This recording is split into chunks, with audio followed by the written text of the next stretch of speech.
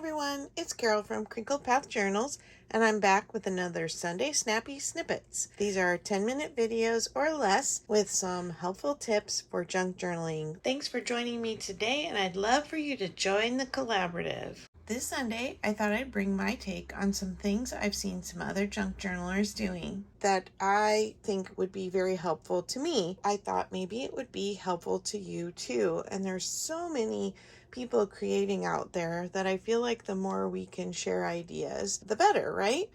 The first idea was from Root Pursuit, who did a top 20 ideas for junk journalers. Maybe it was more than that. Sorry if I'm not getting that exactly correct, but I will link that video below. I always have a book laying around that's waiting to become a junk journal. And her suggestion, the one that I had not heard before and that I thought would be very helpful to me, is to just go ahead and do your scrap busting in a book that you plan to pull pages out of, and then they all kind of just stay contained. You can rip them out when you need them. So what I did is I went through this book and I just made a little hash mark on the pages that I wanted to remove. And you can see I've made several hash marks. And so my plan is to just kind of keep this on my desk. Let me do something to hold that page. Okay. When my scraps get too built up, I will just do a little snippet collage on a page.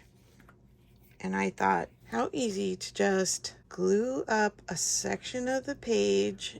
Sorry, I gotta go slow with this arm.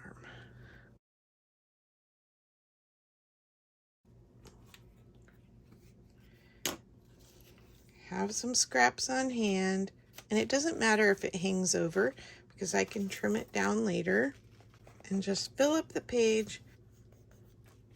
So once it's completely covered, it'll just hang out in this book. I could go ahead and put some plain paper on the back for journaling, and then when I'm ready to use it, I can pull it out, I can sew around it, I can add a focal point. It's just kind of sitting, holding my scraps somewhere where they're not just filling up my basket. And the added bonus is those pages that normally get pulled out for altered books and tossed get a purpose.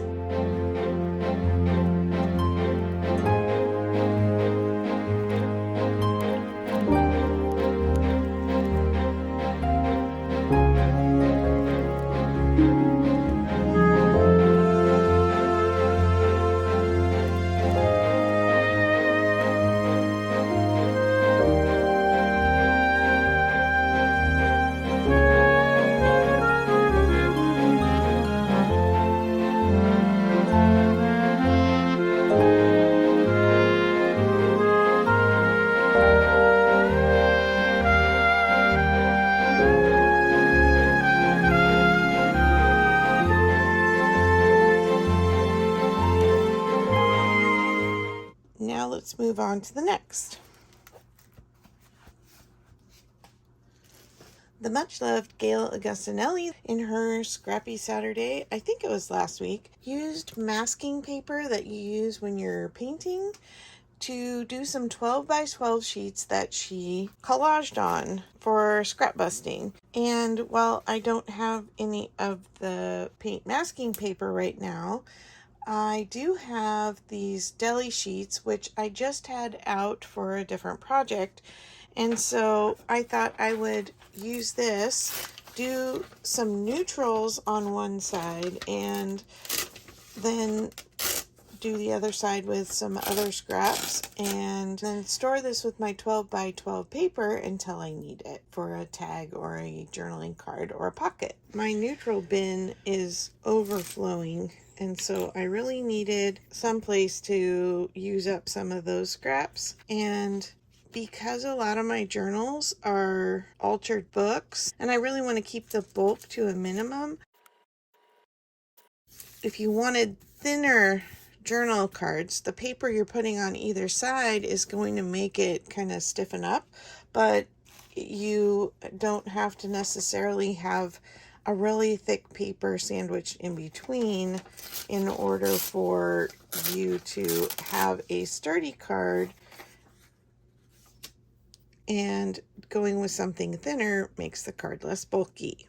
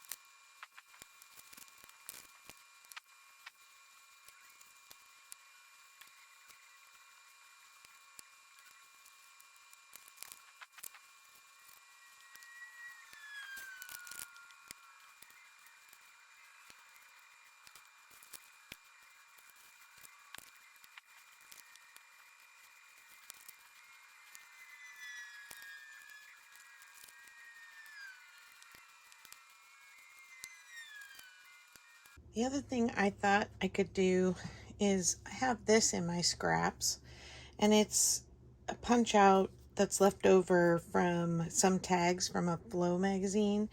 And so I was thinking I would glue it on, and then I could cut around the outside of the frame, and I would have some ready-made tags when I'm ready to cut this apart.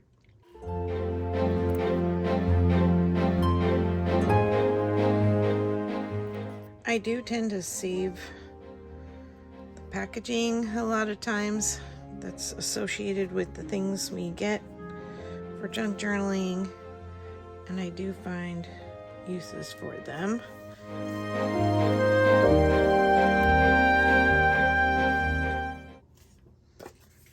The individual tag, you can kind of see what those are going to look like.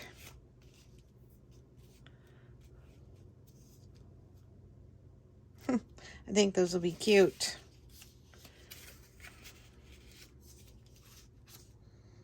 The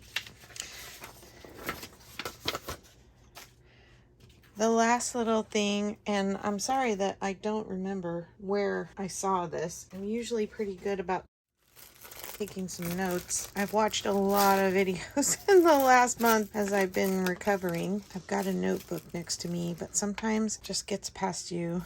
So if you came up with this idea, please comment, let us know. You just gather your snippets into a little cluster, and you could use anything. So I could glue these together, or I could staple them, stick some kind of a little focal point, or like a button or something dimensional on the top. I'm not trying to teach you how to do a cluster, but anyway, once you make a cluster, then what the person did was they attached it like on the edge of the page like this. Then when you close the book, it was like a little tab sticking out. The cluster was a tab.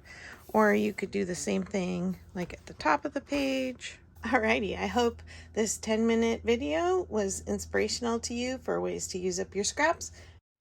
I should be posting on Tuesday a eco dyeing video, so make sure that you hit the notification bell if you're a subscriber, or if you're not a subscriber, please subscribe, and that way you won't miss that next video. Take care, bye-bye.